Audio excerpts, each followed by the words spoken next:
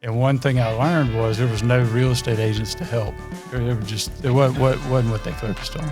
We were trying to solve a land problem. That's just a whole nother animal. We kind of protect the rural area because once we come in, tract home builder can't follow up and take the land down. What is the steps for someone that's sitting there like watching this going, like, we want to make this possible, and we kind of know step one is getting the dirt. What is the thought process to get them warmed up to going and finding that? I'm glad you asked that question.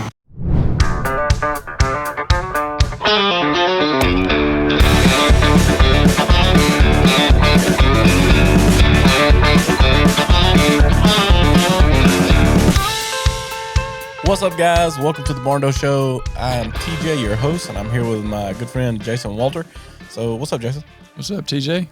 Not much, man. Not much. Just tell us a little bit about who you're with. So you do all kinds of stuff, but kind of your the name that goes before you is National Land. That would be the most prominent name. And actually, when we met, I was kind of in a transition phase. I am technically the CEO of Husker Tiger.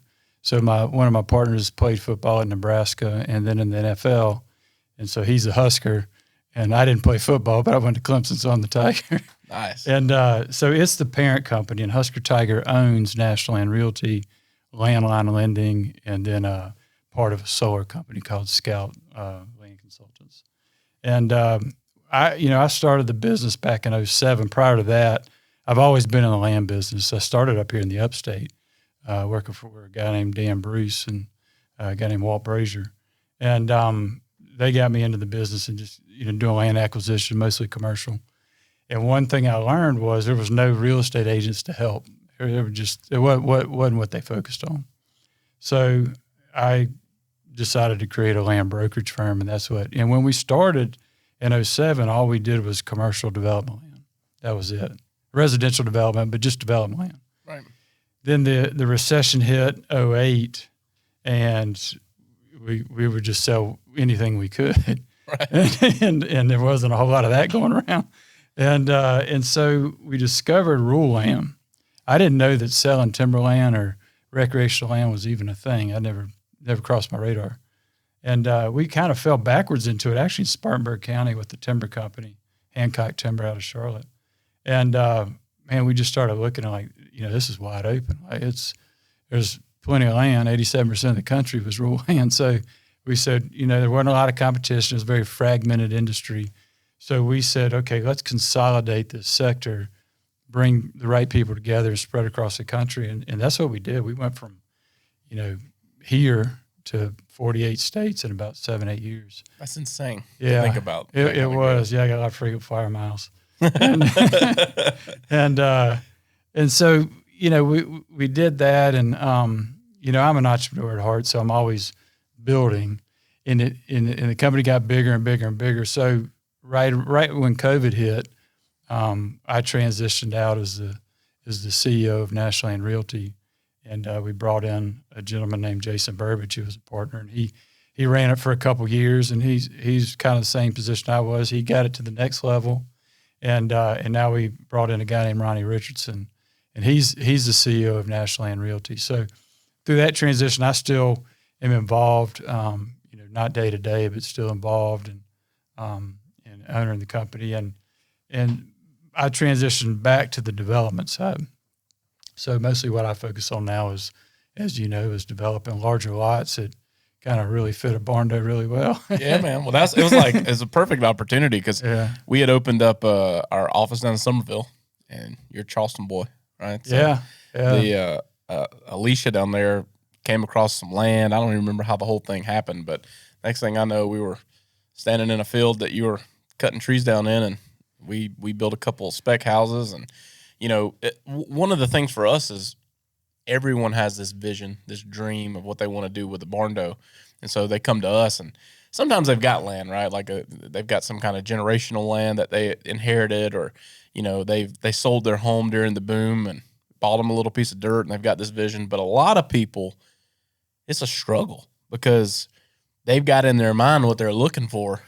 And there's a lot of people looking for it. Yeah, so it is. Yeah, if you want it, a lot of people probably want it. That's right. So it's just a lot of demand. So it was a blessing to find you guys, and you guys are doing these kind of low impact developments all over the low country. Yeah, we actually, most people hate, especially in the rural areas, when a developer comes in, but our lots are usually 2.5 to 5 acres. So we kind of protect the rural area because once we come in, nobody can come after us. A tract home builder can't follow up and take the land down. And that's, I vividly remember one of our agents had lined up the meeting with us.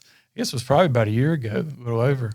And we have builders every week, calling, hey, help us. And so you kind of get a little bit numb to it. And so I wasn't paying attention. And then we sat down and I really had prepared for a meeting. And then you showed me what you did and I about fell out my chair. I'm like, this makes sense, Right. and 1 + 1 = 3. And so I was excited from the get-go and been exciting watching you guys grow. Yeah, no, well, and it's, for us, we were trying to solve the land problem, and that's just a whole nother animal. And so it's kind of one of those things where a partnership's better because you guys deal with it every single day. And, we do some stuff where we come in and buy land from you and build a home. And we've done some stuff where we work together to try to like assimilate packages for people. And it's just kind of different because there's not really anybody out there doing that. There's not a lot of builders that are like, hey, we're going to do a development with a home on it and a 5-acre parcel of land. And, and so there's been hurdles and obstacles in that. But the cool thing has been we have no shortage of people wanting to build barndominiums. But the people that come in that don't have that dream piece of property, you guys are just taking down land left and right. So we're able to walk them out and show them so many different options for land that just makes our job easier because when you guys come in and take care of it, I mean, you're taking care of 80% of the grading. All we got to do is come in and basically pick out where we want to square to build the house. And, the rest is history. I mean, it's... Yeah. And this too. I mean, you guys saw a spot in the market where you could really bring something that's not everybody knows about. And we're kind of doing the same thing on the land side. Everybody, especially around Charleston, is doing 1/4 acre lots or 1/2 acre lots, and we're doing 2.5 to 5 acre lots. So obviously there's a learning curve to that, but I think the fun part's been trying to figure out being fluid and flexible, I think, is key to a partnership, and that's been a fun part. Some things have worked, some things didn't, but you just keep going forward. No, ain't no question. So I guess the biggest thing for us on here would be picking your brain a little bit. Yeah, man. Not a lot to pick. Yeah. But when clients come in the door, we get asked all the time, hey, TJ, what does it cost to build? And so we always talk about, well, assuming you have perfect conditions and we can show up and start pouring concrete tomorrow, I can tell you what from that part to door key, I can tell you what that costs. Yeah. But the hidden anomaly is land prep. Yeah. And so people a lot of times aren't considering that a part of their budget. They're not thinking about like foundation requirements. And beyond that, they're not thinking about access to the property. How am I going to get there? They're like, yeah, we bought this 36 acres and we got this perfect little spot picked out where there's a little pond down there. We want to build a house, look at the pond, and their driveway is 3,700 feet long, and they're not thinking about those costs. So just give some perspective to that. Like, assume somebody is just looking for raw dirt right now, and they're going out there looking for something to build a home on, right? And put your brain in that mindset rather than some of your recreational stuff. Like, what's some advice you would give? So first thing is, the most important thing is your location, which everybody real estate 101. Once you kind of, and the thing I see more people do, especially now in a fast growing market, I mean, just like coming here today, I mean, every 10 feet's another neighborhood that hadn't even started. Yep. And is a lot of people will buy a lot in a rural area, and then 4 or 5 years from now, like, man, everybody moved here after I moved here. Well, you're 6 miles from the fastest growing industrial park in the state. What'd you expect? Yeah. So you got to do your regional research. Your regional. I mean, it's local, but figure out what's coming, so that you don't build your dream Barndo, and next thing you know, you've got 50 houses, within sight distance. And so that would be number one. Then two, you mentioned access is key too. Distance from power lines. I mean, until you've seen somebody, you almost had experience this having to build off a generator. Yeah. It's not fun. No. And so, we've had a few times where people bought land and they didn't think about the power. In one specific instance in Horry County, the two power companies, they both refused, and they eventually got power, but it took a few years. And so, that power access, and then you get into the soil itself. And in the low country, that's a real tricky one because oh boy, you've got, the one that most people understand is the perk. Does it have a traditional perk or non-traditional? That's a $10,000 or $15,000 difference. And then you're cut and fill, what kind of soil is there. And it can change within 100 feet. I mean, it just, all of that was under the ocean at one point, and when it settled, it really, the contour of the land and the soil sediment is just crazy.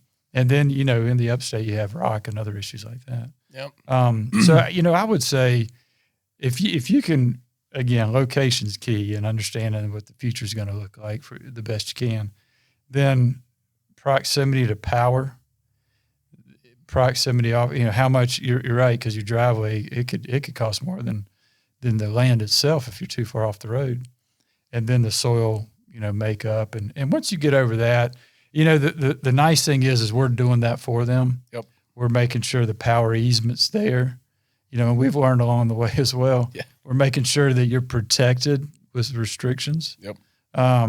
We're building the road for you, but we're also giving you a bigger lot, 2.5 to 5 acres. Well, I could say from experience, it's night and day difference. So like we rolled into the low country, we're used to this nice hard red clay. Yeah. Everything's wonderful. And then we got down there and it's like, it is so bizarre. Like this lot could have these soil conditions and a football field down, and it's completely different. Oh yeah. And so, when we come in, and again, I think it's just because we don't know we didn't know that area as well as we know the upstate, but anywhere you go, that's true about the dirt. So like coming into a situation where a homeowner just went and bought a piece of land and now they're ready to embark on building their dream, and they get all the numbers hammered down and they've got their needs for their home. They need 3 bedrooms, they need 2 baths, they need all this stuff, they need this amount of space. And we figured out that and got functionality achieved. And then we go out to the dirt and we're like, plus $100,000 of development costs, and I've seen a lot of dreams die. Yeah. Versus when they come in and are purchasing one of these properties that you guys are doing, where you're coming in, cutting all the stuff down, getting the main grading done, putting in that nice access road, thinking about utilities, and when you guys come to us with a development, like you've got all the perks done. Septic's already been discovered. If there's a lot that is going to be a engineered septic, they know that before they buy that lot. Yeah. And so that piece has been handled. We have soil samples on the property, so we kind of know what those cut fills are going to be up front. It just makes it so much easier. So in a perfect world, it would be, hey guys, all right, you ready to build? Let's go buy this piece of dirt from Jason and his crew, and then take them in. But that's not always going to be the case. But that's literally the biggest hidden cost in every single job that we do is what is it going to take to get this built, and not just built, but the access piece, because people aren't thinking. I remember one of the first jobs that we did. We met this young family. They bought this beautiful piece of property. As a matter of fact, I think it was National Land that it was like an old farm, and they tracted it up, and but they had bought it. I don't remember. They had 30-something acres out there, but it was off of an old logging access road. Mm-hmm.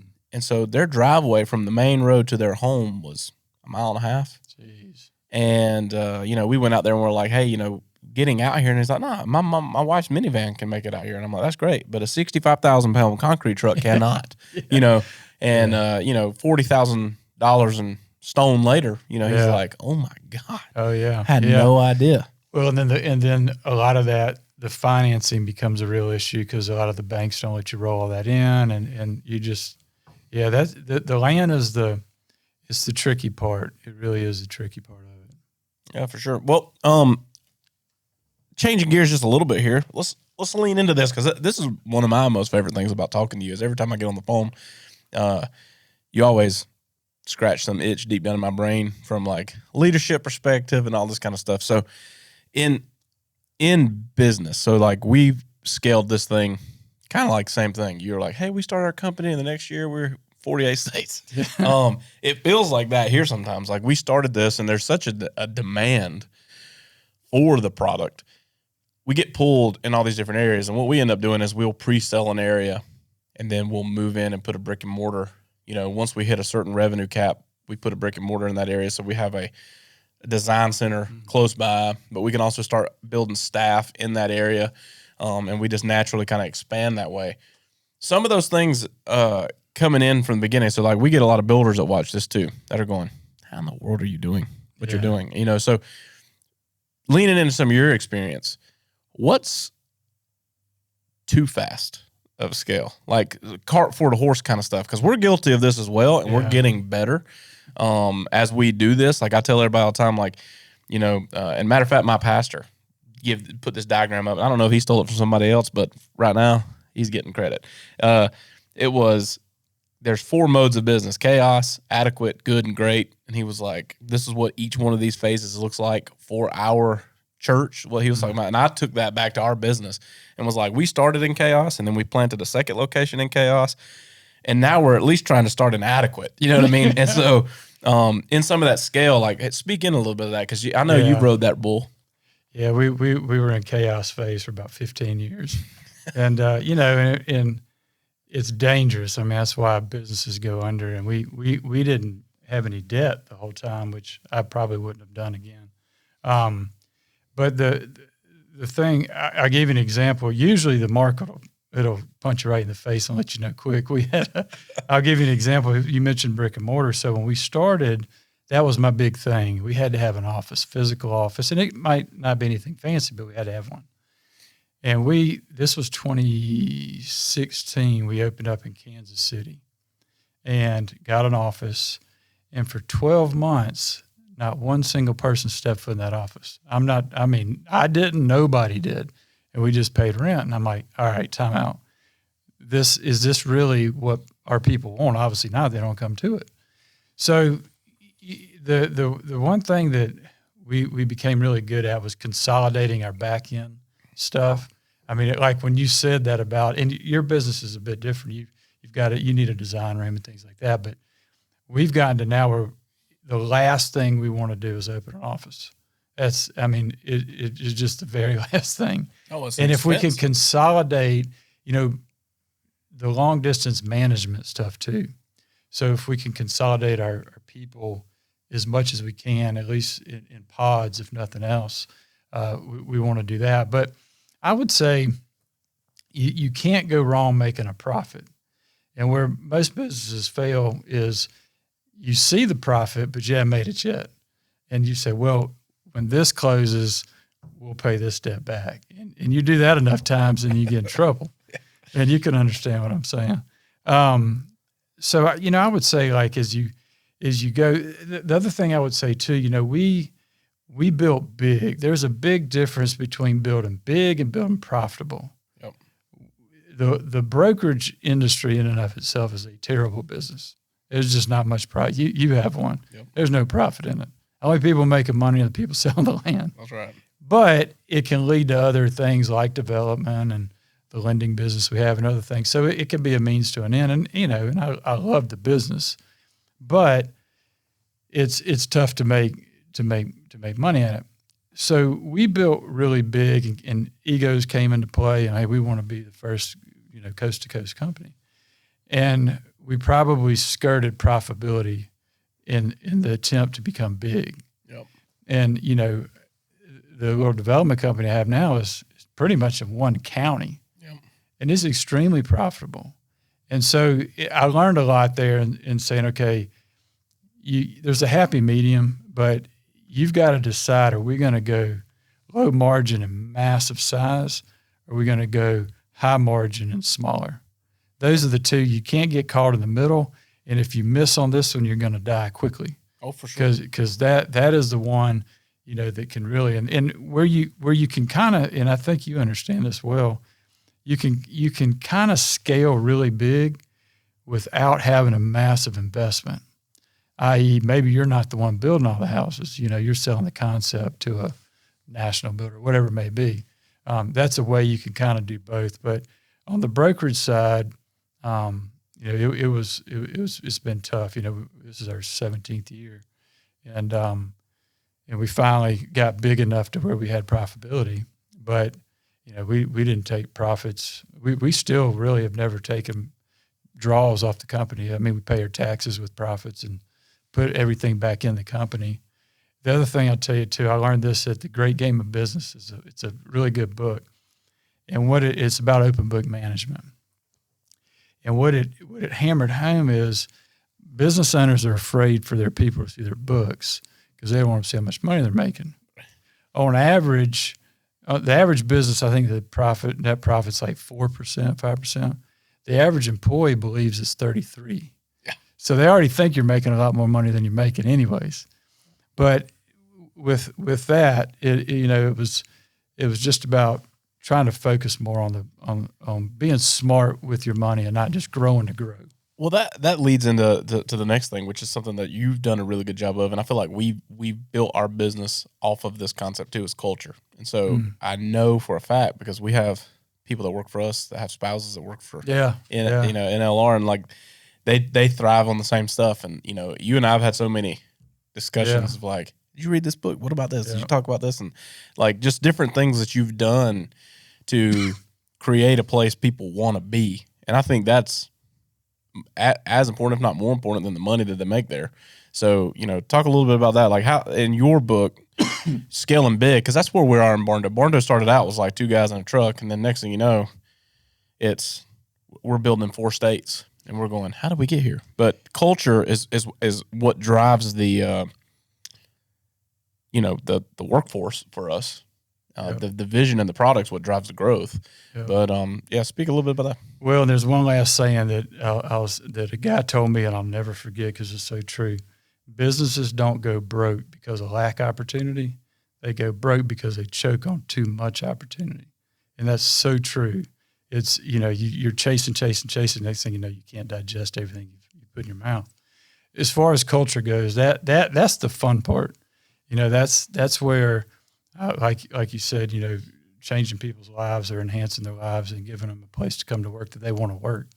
And that's where, our company, the ownership had, like I said, when one partner played in the NFL, I played college baseball. We had a few other college athletes. And so we had that team concept just kind of inherently built into us.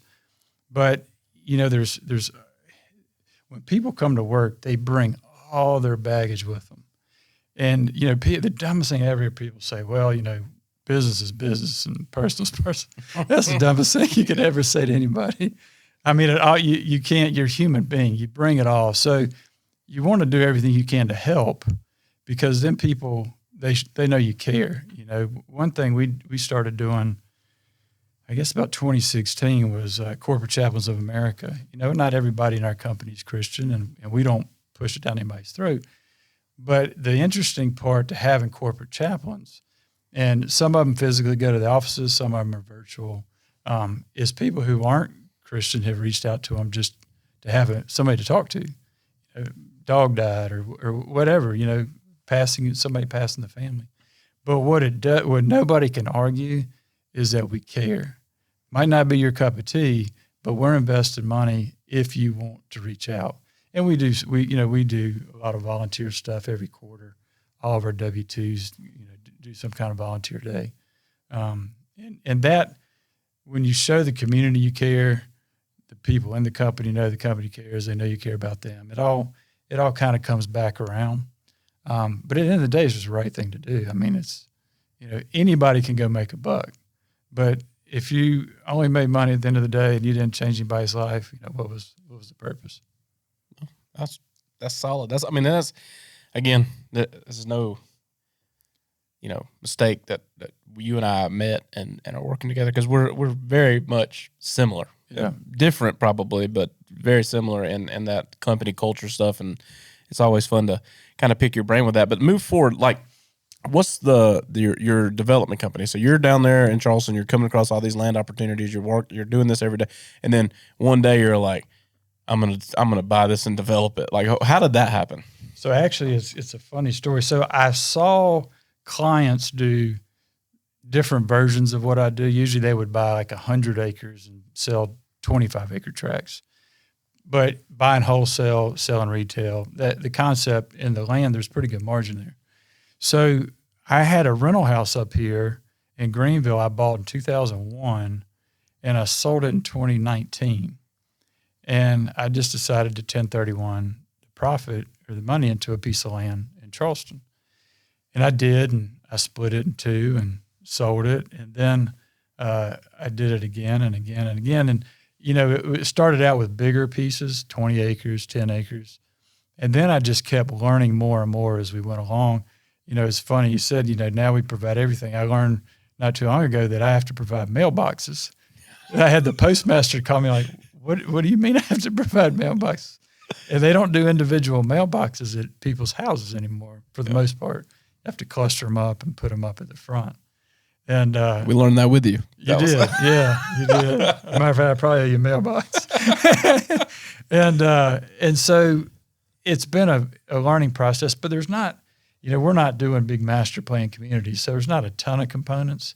So it's been fun to learn. It's been pretty quick. We've only been doing the full-blown subdivisions for 2.5 years, maybe. I mean, 2 years. It hadn't been that long. And our goal is to do 8 a year, 80 lots. And you know, we'll probably do 60 this year and trying to creep that way. But and so then I started the heavy equipment business to do. I had a company that was doing all the dirt work, and they shut down. That's another business. You either got to be really big or doing your own stuff. It's hard to make money. So I bought some equipment, hired a few guys, and that company. We started out doing other people's stuff and our stuff. Now it's mostly just our stuff. And so I've always liked, even back on the brokerage side, I always liked controlling the life product, you know, from beginning to end. So now, you know, we buy the land, we develop the land, we sell the land, so we can kind of control the quality of it. No, it's good because it's the turnkey aspect of it. So, like, here's what I would say: if you're searching for land opportunities and you're in the low country of South Carolina, you have a great option. But like in terms of scaling that, do you see any vision of that going any bigger markets? What is the hurdle that prevents it? It's quality of life. I mean, honestly, you know, I get excited seeing you because I think you're about 12, 13 years younger than me. Yeah. And you've got that energy that I had at your age. And you know, I just turned 50 and I don't have a desire to get back on the plane and do that all again. But somebody could. I mean, it could be done for sure. Yep. You know, we contracted a piece in the Midlands last year. We didn't end up buying it, but we were close. And so I'll probably go more across the state, especially as my son, you know, he's in middle school now and he goes off to college and have more time. But, you know, I spend a lot of time with family now. And that's great. And so that's just been kind of a personal choice. But it's you know, that entrepreneurial bug, I mean, it's hard to describe because, you know, and you'll face this one day too because you're an entrepreneur, but one day you're going to wake up and it's like, man, it's time to pass the baton. Yep. That's a tough day, but you know you have to do it because somebody has to take it to the next level, and the next level, and the next level. And but no, probably just around the state. You know, we've got a good thing in the Low Country. And it is. It's super nice. We literally have this conversation in our office weekly. We're like, because, you know, for us, our upstate market is dialed in like a sewing machine. Yeah. So it runs 10 times smoother just because of personnel and staff, and it'll come. It's just kind of funny because what you watch is like the struggle we were in a year ago, Summerville is in today, and you know, and then it gradually catches up because each one of those markets, it's not like it's just one big factory, and we're just pumping out, you know, automobiles. Widgets, yeah, so it's like each market is its own entity that's going through its own struggles and its own growth, and you know, so it's funny. I told Ross last night we were talking about something. I was like, it's like reliving a nightmare. You know, it's like the only difference is we know the outcome. You know, it's just how do we get there faster. But yeah, you know, if that opportunity was up here, we're always like, God, man, we need that in Greenville because we could just build like lights out. Yeah. But it's if we do, it will be because of you. I can assure you. So you're saying there's a chance? Yeah, because it just makes it easier, Right. if you've already got a buyer on the other end. Yeah, no, for sure. Well, like I say, the biggest thing for us was it helped us learn the do's and don'ts of property. So like even like by purchasing those lots from you and going through that process, start to finish for ourselves, dealing with the soils and the way and all these different things and the other costs that go into that with utilities and all the different things, it gave us a better recipe of how to help people. And so, one of the things we do this a lot different than other builders, and I talk about on every freaking episode, it seems like, is onboarding our clients. But in that onboarding, we go out and do these site visits where we're telling them like, hey, this is a beautiful area to build your home, but if you would build it right here, we could save you $50,000, Yeah. And so, just taking that piece of advice, and being able to like give that to people as like a freebie to keep them from making some giant mistake. Cause I'm shocked at how many times I talk to clients who are under contract or in some kind of agreement with a builder. And they were like, yeah, everything was great until they showed up. And then they told us it was going to be $70,000 in grading. And I'm like, how did they get that? How did y'all get there? Yeah. Like, how did you get you signed the contract to build and then day one on site, they're like, oh, by the way, I just don't, from my perspective as a business owner, I'm like, that's not a realistic expectation that people just have additional funds to overcome that obstacle at that point in time.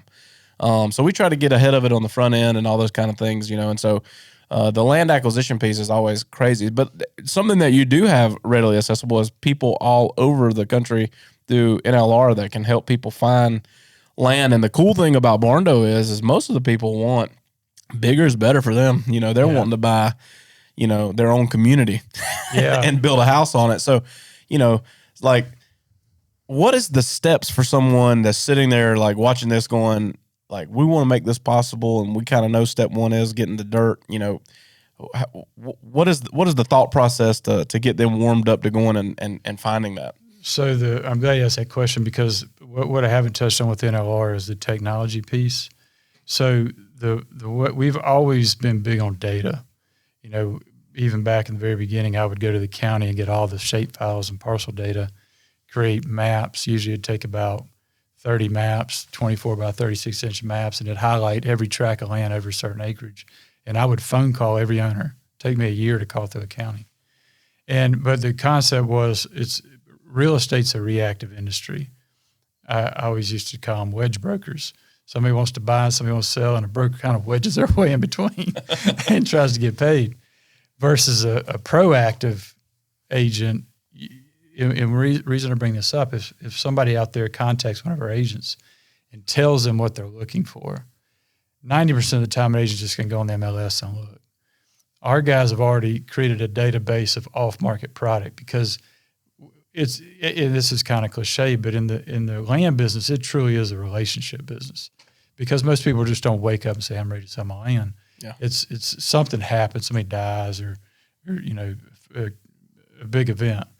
So our guys, a lot of what we sell is off market. So anybody can go on the internet and kind of see what's out there. But once it's out there, it's kind of picked over, and the price is kind of probably a little bit high, but your better deals are going to be off market. And that's what, and we have people in every state, every major market. And you're right, like a Barndo does. I mean, it fits well on a big tract of land. Yeah, well, I know from experience before I even met you with some of the guys that, like, you pick up the phone and call about a piece that was listed and say, well, this is kind of what I'm looking for. And then they'd send me an email with, 15, 20 different plats. Like, any of these look good? Yeah. And then, kind of, it's a whole different approach. Because, I mean, like I say, I was a broker. Yeah. I am a broker. I still have a brokerage, but I can't get access to some of the land deals that you guys have visibility on, and it's based off your relationships with these people, where you could pick up the phone and have a conversation with someone, even if it was carving out pieces of land. Exactly. And so that's a big component, because when our guys are trained, when they call, they're not just saying, hey, you want to sell your land. It's like, what are your plans for your property? And that kind of opens up a longer conversation. And a lot of times, like, well, I don't want to sell, but I do need some money. Well, just sell this 10 acres. You don't have to sell the whole 100. Keep 90, sell 10. And so there's all kind of ways, to get a piece of land freed up. but it takes some creativity, and it's just our company is not good at selling houses, really good at selling land. Yep. A lot of people that are really good at selling houses aren't good at selling land. Doesn't mean one's better than the other. It's just two different products. Yep. No, well, and the thing is, you need someone that is niched, experienced, and like they eat, sleep, live, breathe land, because they can tell you things on the front end that you ain't even thought about. Yeah. When you're looking at a piece of property. I mean, there's pieces of property out there that you could see and you could have a conversation, and the conversation be, I'm going to build my home here. And they'd say, let me show you 7 other pieces because this is not the place, and let me tell you why. And so Billy buried this over here. And you just don't ever know. Yeah. Or, hey, you don't know this and most people don't, but Volvo bought 40,000 acres right here. It's true. It's a big deal. If they know your what your needs, wants, and wishes are, right? They can help navigate you a little better. So how do they get in touch with NLR? Nationalland.com. That's the best way. You go there and click your state and your market. And the other cool thing about the land business, we're in all the states, but we only have a little over 400 agents, which there's plenty of agencies here in Greenville and Spartanburg that have more than that. But you only need a couple people to cover a pretty big market. Yep. So it's you're not going to get lost on the website trying to find somebody to help you. Yep. No, for sure. Well, and I would encourage you, if you're listening to this and you're at a point where you're ready to start looking for land, pick up the phone and call, because they can definitely point you in the right direction. Like you said, you got the secret tools to find dirt that's not even listed anywhere else. So chances are what you want is there. You just don't know how to find it. True. Yeah. I'd be glad to help. All right, so now it's time for Barn Burner. So the Barn Burner is my favorite part of the podcast, because what we've done is we've reached out to listeners and people that are part of our Facebook groups, and they ask real questions, and then I invite intelligent people to come onto the podcast and answer them on the spot, right? So we have a couple of them here today, so I'm going to just jump in, and then you give your best shot to give them all that infinite wisdom, okay? All right, so what are some of the most important considerations for buyers who are interested in purchasing land to then build a barndominium on? We've touched a little bit of this, but just kind of a recap here. Yeah, I mean, like we mentioned, the location and the access, but the most important is going to be the cut and fill. What kind of soil are you building on, and your septic? Is it a traditional engineer? But that cut and fill is going to be important. How deep do you have to dig, and how much dirt do you have to bring in to put the barndo on top? Right. And if you're in that position, there are several companies you can reach out to for that. And I'm sure most of your agents would know who in their market they could connect you with. I know we use several of them here across the Carolinas. The second question, what has been the most interesting land transaction or something that's arisen during a land transaction that you can remember? So back in 2006, I was down in Florida, off I-95 and A1A. And I was working for a company out of Australia. So it was me and this Australian guy would go out and meet with these landowners. And so there was a 100-acre tract right up against A1A. And it's probably worth $8 million. And we couldn't find the owner, and it said he lived here on the property. And we rode up and down and we couldn't even see like an entrance. And finally I saw a cable gate. And I said, James, pull in there. So we pull in there, we get out of the truck, and we don't see hardly anything, just some junk. And all of a sudden I hear a bunch of movement. And this guy, man, it was the weirdest thing ever. He comes out of this dilapidated shed, which he lived in. No electricity, no nothing. And he came around, and he was like 80 years old. And he was one of these kind of genius guys. He'd actually played football at the University of Maryland. And he'd worked as a chemical engineer for the railroad company, and somehow they couldn't make payroll, whatever. They gave him this land like in the 40s or 50s. And so this guy's living literally off the grid with nothing, and he's got $8 million of land here, and then he wouldn't sell. And I'm like, come on, man. Man. Yeah. And you're thinking like, this is going to be a slam dunk opportunity. One. Yeah, guy can get a bath. and he wouldn't even sell the property. Yeah. Oh, man, that's good stuff.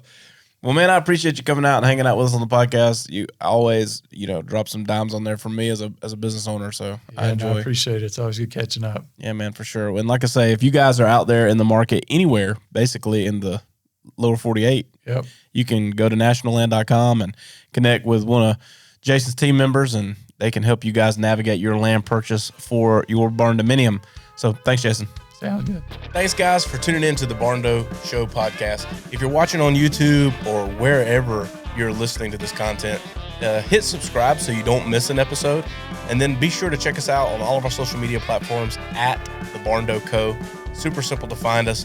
And then when you're ready to dive in a little more, maybe look around some of our available floor plan options or take a look at the gallery of our work, or maybe you're ready to connect with our team and explore what it looks like to build your dream barndominium, you can visit us online at thebarndoco.com.